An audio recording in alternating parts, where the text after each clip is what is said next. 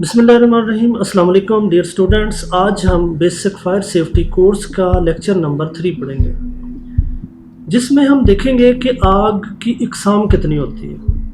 Basically ये क्यों ज़रूरी है, मैं आपको इसको थोड़ी सी मिसाल दे देता हूँ। डॉक्टर के पास जाते हैं और कहते हैं जी सर दर्द है। अब सर दर्द की कई वजूहात हो सकती हैं। ब्लड प्रेशर का हाई होना भी हो सकता है, लो होना भी हो सकता है, पेट की खराबी भी हो सकती है, किसी दूसरी बीमारी की वजह से भी हो सकता है। तो जब तक आपको उसकी किस्म पता नहीं चलेगी, मुमकिन है हाई ब्लड प्रेशर की वजह से पेन हो और आप उसे लो वाली मेडिसिन दे दें तो वो उसका और ज़्यादा हाई हो जाएगा। ठीक है, आप अगर उसे दूसरी मेडिसिन है सर पेट की खराबी की वजह से आप उसे कोई और बीमारी की दे दें तो ख़राब हो जाएगा। सेम इसी तरह आग की इकसाम, इसकी जो इन्वेस्टिगेशन है इसको चेक करना बहुत ज़रूरी है। अगर आपकी आग की इकसाम को नहीं जानेंगे तो आप इसका इलाज नहीं कर सकेंगे, इस आग को बुझा नहीं सकेंगे। मिसाल के तौर पर अगर बी क्लास फायर है, केमिकल फायर है, पेट्रोल को आग लगी हुई है और आप उसके ऊपर पानी डाल देंगे तो आप समझें कि आप आग को दो चीज़ें फराहम कर रहे हैं। एक तो उसको हीट ज़्यादा और बढ़ने के मौके फराहम कर रहे हैं, और दूसरा आप उसको ये कर रहे हैं कि आप उस आग को दूर तक फैलने का मौका फराहम कर रहे हैं। इसी तरह डी क्लास फायर पे क्या करना है, हम आग की इकसाम पढ़ेंगे। बहुत गौर के साथ ये पढ़ना है, क्योंकि जब आपको मर्ज़ की समझ आ जाएगी, आग की किस्म की समझ आ जाएगी तो आपके लिए उसका दफा करना, उसको बुझाना आसान हो जाएगा। हमारे एक जगह पे आग लगी, मैं कोई उसका रेफरेंस नहीं देना चाहता, लेकिन एक जगह पे आग लगी तो उस जगह पर जब वो फायर ब्रिगेड वाले पहुंचे और वो जो रिएक्शन कर रहे थे, मैंने उनके हेड से जाकर पूछा कि क्या आप समझते हैं कि ये जो तरीके से आप आग बुझा रहे हैं आप इसको बुझा पाएंगे? तो उन्होंने कहा कि नहीं, हमें पता है कि हम गलत तरीके से आग बुझा रहे हैं और ऐन मुमकिन है कि इससे आग ज़्यादा दूर तक फैल जाए, क्योंकि वहाँ पर केमिकल से पेट्रोल था बहुत ज़्यादा। तो जब उन्होंने उसके ऊपर पानी डाल रहे थे तो पानी बह के जैसे जैसे दूर तक जा रहा था, पेट्रोल उसके ऊपर लगी हुई आग समेत सफ़र करते हुए दूर तक फैल गया। लिहाजा वो सिर्फ एक यूनिट में आग लगी थी और वो पूरी फैक्ट्री में आग लग गई। तो मैंने जब उनसे पूछा कि आप ऐसा क्यों कर रहे हैं, तो उन्होंने कहा कि अगर हम नहीं करेंगे तो लोग हमारे ऊपर बरस पड़ेंगे कि आप काम क्यों नहीं कर रहे। इसका हल क्या था, मैंने उनसे पूछा और उनको इसका पता भी था, लेकिन उनके पास वो चीज़ें अवेलेबल नहीं थी, या उनको शऊर ही नहीं था, या उन्हें पता ही नहीं था, या उनके सीनियर्स उसको प्रोवाइड नहीं कर रहे थे। क्योंकि मैं आपको सिंपली एक मिसाल देता हूँ। हमारे शरकपुर के इलाके में एक कंटेनर उल्ट गया। जब वो कंटेनर उल्ट गया, उसका पेट्रोल सारा बाहर निकल गया। हमारे बेवकूफ़ लोग उस पेट्रोल को लेने के लिए उसके अंदर घुस गए और वहाँ से लेने चले गए और उसको आग लग गई। अब जब आग लगी तो पेट्रोल की आग जो है वो 5, 6, 7 फुट से ऊपर तक नहीं जाती और इसका धुआं भी नहीं इतना ज़्यादा होता, इतनी ज़्यादा हीट भी नहीं होती, लिहाजा जो बाहर खड़े लोग, दूर के खड़े लोग, वो बच सकते थे। लेकिन जैसे ही हमारी फायर ब्रिगेड ने उसके ऊपर पानी का प्रेशर फेंका तो हुआ ये कि जब पानी एक साइड से आकर उसके ऊपर गिरा तो उसके छींटे उड़ते, क्योंकि पेट्रोल बहुत हल्का है ना, पानी ऐसे गिरा और एक छींटों की लहर उड़ती हुई जो दूर तमाशा खड़े देखने वाले लोग थे उनके ऊपर जा पड़ा। मोटरसाइकिलें खड़ी थी उनको आग लग गई, हालांकि वो बहुत दूर खड़ी थी। कारें खड़ी थी उनको आग लग गई, क्योंकि वो प्रेशर के साथ जब पानी उसके ऊपर पड़ा तो उससे वो बहुत ज़्यादा आग फैल गई। तो लिहाजा इस तरह की आग की जब तक आपको शनाख्त नहीं हो, उसके ऊपर क्या तरीकाकार था, उसको रेत डालते, उस पर फोम डालते, उस पर कार्बन डाइऑक्साइड का स्प्रे करते, ऐसी चीज़ों का करते जो उस आग को बुझा सके। लिहाजा आग के ऊपर गलत काम करना बजाते खुद। एक होटल के अंदर आग लग गई, 2nd फ्लोर पे किचन था, 2nd फ्लोर पे किचन था, वहाँ पे आग लगी हुई है जनाब, वहाँ से धुआं निकल रहा है। इन्होंने शीशा तोड़ा, तोड़ के उसके अंदर पानी डाल दिया बहुत ज़्यादा। जब वो पानी डाला तो वो उनकी लगी हुई थी, ऑयल पड़ा था वहाँ पे बहुत ज़्यादा और उस ऑयल को आग लग गई थी।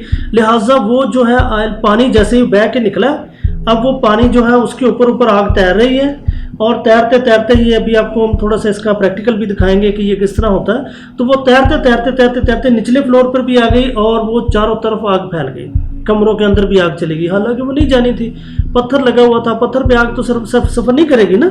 लिहाजा ये कुछ हमारी गलतियां हैं, अगर हम इसको समझेंगे नहीं तो इसमें बहुत ज़्यादा नुकसान उठा सकेंगे। अब हमने इसको मुख्तलिफ इकसाम में डिवाइड किया। पहली है ए क्लास फायर। ए क्लास फायर कहते हैं खुश्क चीज़ों को लगने वाली आग। कपड़े को लग गई, लकड़ी को लग गई, कागज़ को लग गई, गत्ते को लग गई, रबड़ को लग गई, चीज़ों को लग गई, जो आम हमारी खुश्क चीज़ें हैं, प्लास्टिक को लग गई, शापर को लग गई, चीज़ों को लग गई, ये सारी ए क्लास फायर कहलाती है। इसको बुझाने का क्या तरीकाकार है, जब हमें देख लें कि हम ये आग कौन सी लगी, ए क्लास फायर है, आप बगैर किसी हिलो हुज्जत के इसके ऊपर पानी डाल दें, ये बहुत बेस्ट है। अगर पानी नहीं डाल सकते उसके ऊपर रेत डाल दें, वो भी ठीक है। मिट्टी डाल दें, वो भी ठीक है। अगर आपके पास DCP सिलेंडर है वो डाल दें, वो भी ठीक है। A क्लास के ऊपर तकरीबन हर चीज़ ही चल जाती है। इसके बाद आ जाती है B class fire. B class है मायात और बुखारात को लगने वाली आग। ऐसी आग जो मायात की वजह से लगती है, केमिकल्स की वजह से लगती है। मिसाल के तौर पर पेट्रोल है, थिनर है, डीजल है, अल्कोहल है, मोबिल ऑयल है, ग्रीस है, फोम है, ये मोम जो है, इन चीज़ों को आग लग जाती है फौरी तौर पर, ठीक है ना। अब इनको जो लगी हुई आग है उसके ऊपर आपने उसको बुझाने का तरीका ये है कि सबसे पहले तो आपने पानी किसी सूरत नहीं इसके ऊपर डालना, क्योंकि पानी डालने से ये भड़क उठती है। जैसे आपको अभी स्क्रीन में भी नज़र आ रहा होगा कि जैसे ही हम उसके ऊपर तजर्बा करते हैं, ये देखिए कि हम तजर्बा क्या कर रहे हैं कि हम इसके ऊपर पानी डाल रहे हैं। एक हमने बर्तन लिया, उसके अंदर हमने नीचे पानी डाला, उसके ऊपर पेट्रोल डाल के उसको आग लगा दी है। अब आप देखें कि ये आपको नज़र आ रहा है कि जैसे जैसे हम इसके ऊपर पानी डाल रहे हैं, पानी डालने से क्या हो रहा है कि वो आग भड़क उठी है। और वो ना सिर्फ कि भड़क उठी है बल्कि अब पानी के साथ साथ वो बहती हुई दूर तक फैल गई है, ठीक है ना। अब ये आग जो है केमिकल फायर जब भी होगी उसके ऊपर आपने पानी नहीं डालना, ये एहतियात करनी है। इस पे आपने करना क्या है, इस पे आपने कार्बन डाइऑक्साइड का स्प्रे करें, इसके ऊपर जो है आप हेलोट्रॉन का स्प्रे करें, इसके ऊपर आप फोम का करें, इसके ऊपर आप रेत डाल दें, मिट्टी डाल दें, कोई चीज़ डाल दें, ठीक है ना। तो इवन कि अगर आपके पास अगर थोड़े मतलब बंद कोई जगह है तो उसके ऊपर फायर ब्लैंकेट डाल के उसको कवर कर दें, क्योंकि जैसे ही ऑक्सीजन बंद होगी ये आग बुझ जाएगी। इसके बाद आती है C class fire. C class fire कहते हैं गैस की वजह से लगने वाली आग, लेकिन जो USA कानून है उनके कानून के मुताबिक ये जो है बिजली की वजह से लगने वाली आग, इसको C क्लास फायर कहते हैं। लेकिन हम ब्रिटिश रूल को फॉलो कर रहे हैं, OSHA को नहीं कर रहे, इसलिए हम उनके कानून के मुताबिक तो ये इसको हम कहते हैं, ठीक है। अब इसमें जो है अपना जैसे कि B क्लास फायर को जो USA वाले हैं वो इसको गैसेस से लगने वाली आग कहते हैं। जैसे हम मायात की वजह से कह रहे थे ना कि सिर्फ मायात की वजह से B क्लास फायर जो है, नोट्स भी आपके पास मौजूद है, वहाँ से देख सकते हैं। तो ये उसको इस तरह से कहते हैं। अब C क्लास फायर में क्या होगा, गैस की वजह से लगने वाली आग है। गैस की वजह से जो आग लगी है वो दो किस्म की आग होती है, एक होती है जो गैस को लगी आग और एक जो गैस की वजह से लकड़ी को लग गई है। जो लकड़ी को लग गई है वो तो A क्लास फायर बन गई। जो गैस पीछे से निकल रही है, जो वहाँ से आ रही है, वहाँ से अब उसको पहले तो बंद करने की कोशिश करें। अगर आप गैस को बंद कर दें तो वो फ़ौरन आग बुझ जाएगी, लेकिन अगर आप गैस को बंद नहीं कर सकते, कोई बहुत प्रेशर है या दूर है या कुछ ऐसा है, तो आप उस पर कार्बन डाइऑक्साइड का स्प्रे करें या हेलोट्रॉन का करें, ठीक है। उससे क्या होगा कि वो जैसे ऑक्सीजन की कमी होगी वो आग बुझ जाएगी, सिंपल गैस निकलनी शुरू हो जाएगी। फिर आप एहतियात करें कि उसको दोबारा आग ना लगे। इसके बाद D क्लास फायर आ जाती है। D क्लास फायर बेसिकली आम फायर नहीं है, ये है दांतों की वजह से लगने वाली आग। जैसे सोडियम दांत है, आपने देखा होगा पुराने ज़माने में ना वो जादूगर होते थे, वो जादूगर पानी के ऊपर ऐसे हाथ मारते थे और पानी पे आग लग जाती थी। वो क्या था, वो सोडियम थी। सोडियम एक धात है बेसिकली, इसे आमतौर पर मिट्टी का तेल के अंदर रखा जाता है या डीजल के अंदर रखा जाता है या पेट्रोल, क्योंकि पानी में गया तो आग लग जानी है इसको। लिहाजा ये इसी तरह फिर पोटाशियम है, लिथियम है, एल्युमिनियम है, यूरेनियम है, इस तरह की बहुत सारी और गैसें हैं, ये सॉरी दातें हैं जो कि इस तरह की आग का सबब बनती है। ये आग मामूली आग नहीं होती, ये बहुत शदीद आग होती है, इसको आम पानी वगैरह से नहीं बुझाया जा सकता। इसके लिए अक्सर ग्रेफाइट पाउडर इस्तेमाल किया जाता है, जहाँ पर ये होते हैं ना वहाँ पे ऐसी चीज़ें अवेलेबल होती हैं, कार्बन डाइऑक्साइड, फोम, इसके अलावा ये जो है हेलोट्रॉन है, ये हर जगह पे इस्तेमाल किया जाता है। DCP भी इसके लिए इस्तेमाल किया जा सकता है। इसके बाद K क्लास फायर है। इससे K क्लास फायर इसलिए कहा जाता है, ये किचन फायर है। इसको इसलिए ज़्यादा कर दिया गया है कि ये घरों में बहुत ज़्यादा ये किचन फायर जो है ये लगती है और इससे होता है। किचन फायर में भी यही है कि आपके फ्राई पैन में आग लग सकती है, हंडिया में आग लग सकती है, कोई तेल हमारे ऊपर गिर सकता है। अगर तेल हमारे ऊपर गिरेगा, ये नेक्स्ट टॉपिक में हम देखेंगे कि हमें फिर खुद अपना बचाव कैसे करना है। तो ये K क्लास फायर कहलाती है, जो किचन की वजह से लगती है। इसके लिए भी बुझाने का तरीका क्या है, कार्बन डाइऑक्साइड गैस इस्तेमाल कर सकते हैं, इसके लिए DCP इस्तेमाल कर सकते हैं, हेलोट्रॉन इस्तेमाल कर सकते हैं, रेत इस्तेमाल कर सकते हैं, मिट्टी इस्तेमाल कर सकते हैं, कोई भी ऐसी चीज़। और फायर ब्लैंकेट इसके लिए बहुत ज़्यादा अहम होता है किचन फायर के लिए।